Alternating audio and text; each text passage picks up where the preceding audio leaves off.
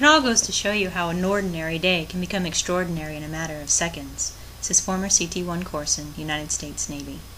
April 1st, 2001 began like any other.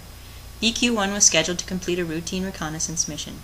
Without incident, its flight crew departed Kadena Air Base, Japan, and commenced operations over international waters in the East China Sea.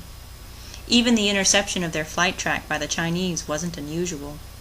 But this time, the Chinese pilot, a known maverick, flew too close to the plane. While trying to maintain the EP-3's much slower speed, the jet's engine stalled, causing the aircraft to drift into the EP-3's number 1 prop engine. The jet put on its afterburners to escape the now damaged prop and sideswiped the EP-3, knocking off the EP-3's nose cone, which then disabled the number 3 prop engine. The Chinese jet went down, and the EP-3 followed soon after. In a matter of seconds, the EP-3 plummeted 8,000 feet. CT-1 Corson contacted the ground station by issuing a one-line report that indicated the plane was going down. The ground station responded, "Nice joke." It was April Fool's Day, after all. CT-1 Corson sent the message again, and the pilot told the crew, "Prepare to bail." The crew put on their parachutes and lined up to bail out, but the pilot, now believing he could maintain control of the plane, told the crew, "We're going to ditch. Start emergency destruct."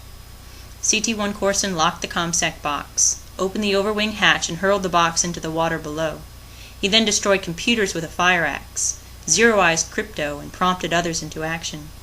The pilot then said, "Prepare to ditch," as the plane made a hard landing, traveling at the speed of 315 knots, at Hainan Island's Lingshui airfield, the same military base where the Chinese jet had deployed. While awaiting an English translator, the crew shredded ELINT books and stuffed the chaff into backpacks. Once the translator was on site, some 15 minutes later, the crew was herded onto a bus, where they stayed for an hour while the Chinese decided what to do. A Chinese doctor and interrogators visited the crew once they moved to the barracks. At first, only the pilot, navigator, and flight engineer were interrogated, and the pilot was even made available to the Chinese press. But 3 days later, the crew was moved to Haikou, and all members were subject to interrogation and political indoctrination. The Chinese general came to speak to the crew twice, informing the crew they were going to jail for 75 years for espionage.